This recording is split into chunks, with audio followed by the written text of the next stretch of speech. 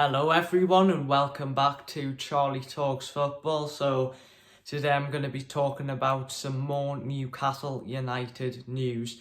Now, as you know, in Newcastle's last game we drew 1-1 with Bournemouth and a number of players picked up injuries. So I'm just going to discuss them to you now.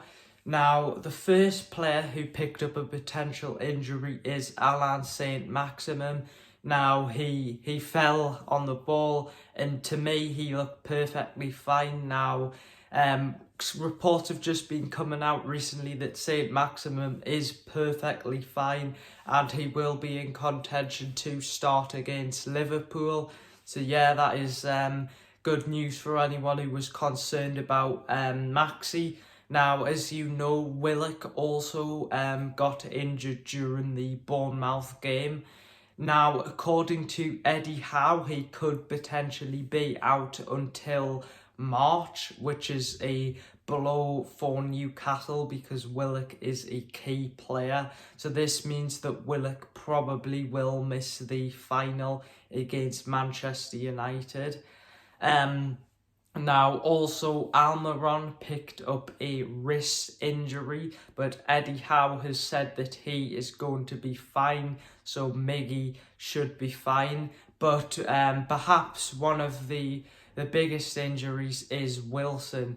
Now, Wilson reportedly has picked up a knock, or I think it was a hamstring injury, and he could be out until March as well. So it is likely that Isaac will start for the final and Wilson will miss the final, which is a blow for Newcastle because as you know, I've talked about a lot in my videos that I believe we need more squad depth. You know, if it's 0-0 in the final and it gets to like the 60th or 70th minute, we haven't really got enough quality, in my opinion, to bring on.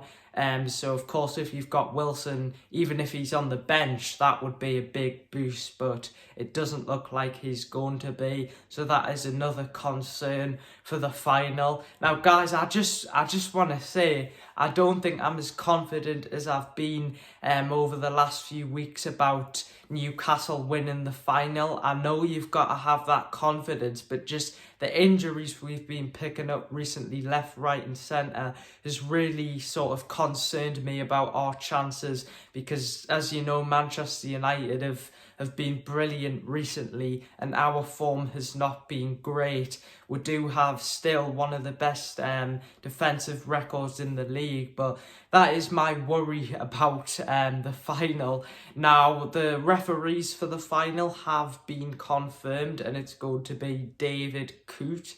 Now, there's a rumour going around that apparently he is a Man United fan, which, if it's true, obviously this isn't good for Newcastle because it'll give us a disadvantage. So I want you guys to comment below, is the referee for this game David Coote? Is he actually a Manchester United fan? Because apparently he's got a tattoo of the Man United badge. So this is not good for Newcastle if it's true, but I don't think it is true. I think it was just a rumour going round. So guys, I'm just gonna touch on Christian Atsu. So now Christian Atsu, as you know, has been missing now for quite a long time now. It was first reported that he had been found, but then one of the doctors in Newcastle said he hadn't been found, and his agent also said he hadn't been found. So that is terrible news, and to be honest with you, I hope Atsu's okay, but it's not looking good because there's been no reports recently that have came out saying that Atsu has been found, so that is not good, and hopefully we can get some good news regarding Christian Atsu. So recently, so you know, in the January transfer window, Newcastle United only brought in 2 players, in Anthony Gordon and Harrison Ashby. Now, some fans were quite critical of this January transfer window, saying we should have signed a midfielder and we missed out. We missed an opportunity to sign a midfielder, and I would agree with them. I think this could potentially, decide whether we could get top four or not, and especially now with Willock picking up an injury, this also is not good for Newcastle. So we have actually been linked to a midfielder, or he can play in central attacking midfield, but he's called KAMADA. Now, KAMADA is a central attacking midfielder, or he can play in centre midfield. He can play in lots of positions, centre forward, left wing, and he plays for Frankfurt. He's 26 years old now.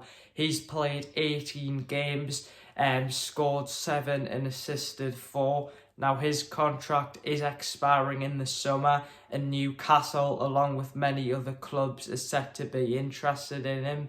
Now, apparently, Eddie Howe views him as the ideal replacement for Jonjo Shelvey, who, as you know, joined Nottingham Forest, which some people are suggesting this has been a mistake by Newcastle, and I do think we may have made a mistake letting Jonjo Shelvey go.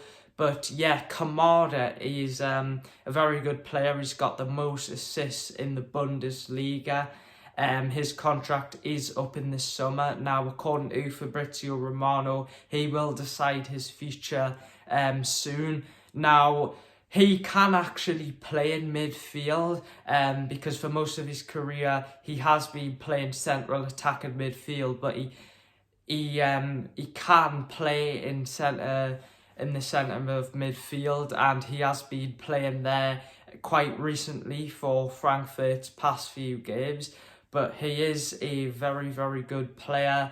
He's a creator, and he would certainly, be a fantastic squad player to bring in and really give Newcastle that extra squad depth needed on the bench.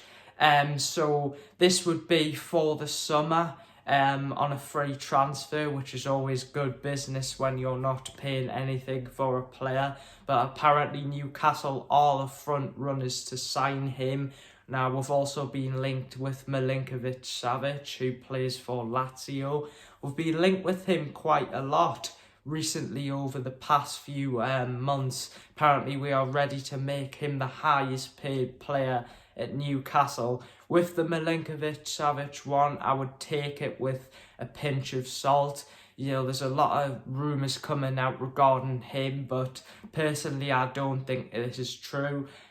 With the KAMADA news, I do think this is true because a very reliable source in L'Equipe is reporting this. L'Equipe is one of the top football news reporters in France, so for them to report this, it is very likely that this is true, and hopefully we do get the player because I'm a fan of KAMADA. He's been impressive in the Champions League.